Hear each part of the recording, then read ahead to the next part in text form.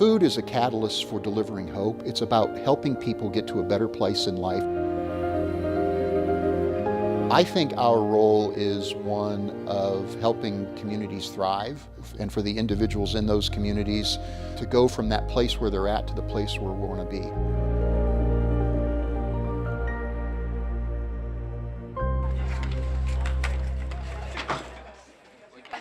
I've been crocheting scarves for homeless people. And last year I did 36. I've already got like 15 or 16 this year.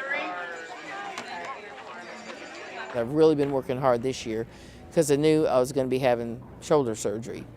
And as a matter of fact, that will be tomorrow. They'll get a total right shoulder replacement. 18 months ago, we started what's called the Kentucky Hunger Initiative, a first-of-its-kind effort to address food insecurity in our state. And as a former legislator, I learned quickly that you can't have a one-size-fits-all solution for Kentucky. Kentucky is a very regional state. What might work great in deep eastern Kentucky may not work or be implemented well in Louisville. In central and eastern Kentucky, it's about 1 in 6 residents of the area that are at risk of hunger. Across the state of Kentucky, it's about 700,000 people that are at risk of hunger. So it's a very large number of people who are at risk of not knowing where their next meal may come from. Okay, now I got to get my basket. Okay. I am a survivor. I have an artificial bladder. I've had it since 2000. I've had a knee replacement, but there's not a lot that gets me down. I mean, I keep going. One of the misconceptions of hunger is that it's people without money, without resources. The reality is most hungry people have some form of income, but they don't have enough income to sustain themselves. Most senior citizens that I know of are on a fixed income. And some of them it's not much of anything, and others it's a little bit more, depending on if you were able to work very long. I worked until I became disabled. And so mine is a little bit higher than some other people, but it still isn't that much. And with all my medical supplies and stuff, I can barely make ends meet. We listened to the community, what's working, what's not working. We took an inventory of which organizations are addressing which aspects of food insecurity so that we could scale up the best practices and perhaps discover expensive duplication and help collaborate with existing organizations. God's Pantry Food Bank is a food bank that serves central and eastern Kentucky, about 50 counties. Our role is to supplement their meals with foodstuffs that they may not be able to get access to or may not be able to afford. It really helps to close in the gap, so to speak. You get cereal, you get some kind of a pasta, you get some kind of a protein, you get like 4 cans of vegetables, 2 cans of fruit. They always give us a bag of potatoes, and that really helps a lot because those potatoes go a long way.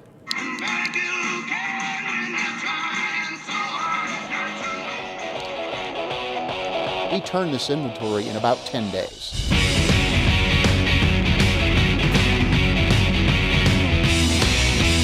Food comes to us in one of 3 ways. About a third is donations. Another third comes from the USDA through government commodity programs. And then our last source is purchase product. About a third of the volume we actually buy to supplement what we don't get. So what you see in this warehouse right now is about 10 days worth of food.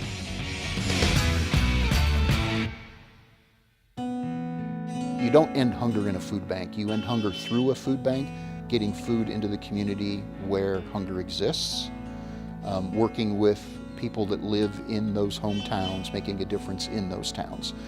The agricultural community in Kentucky is phenomenal. Farmers care about those who are in need. They care about each other, they care about the community, and they care about people who need help. And Commissioner Quarles and the Department of Ag, they have that mindset.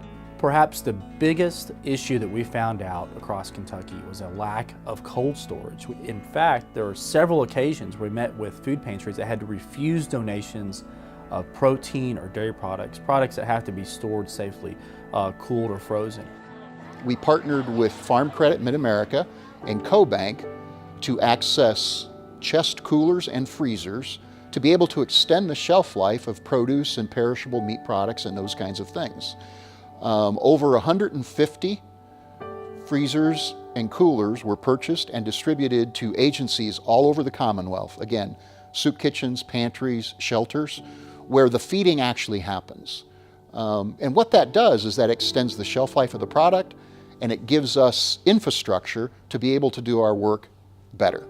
So we know that these freezers are serving a need to help put protein and dairy products into the hands that need it the most. And we are proud that the Kentucky Department of Agriculture was able to facilitate this.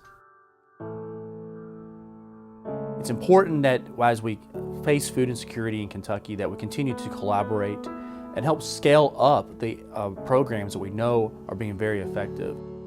I often talk about fighting hunger and delivering hope. Yes, it's about feeding people, but it's really about helping people change their lives for the better and helping them find that hope of where they ultimately want to be. When they told me that with the shoulder replacement, I'll be able to lift my arm up to my shoulder, I just sort of grinned at them and I said, you don't know me. I'm a determined person.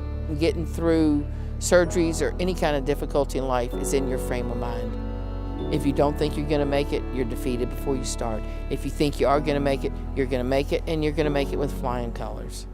I'm a survivor, and I'm going to make it.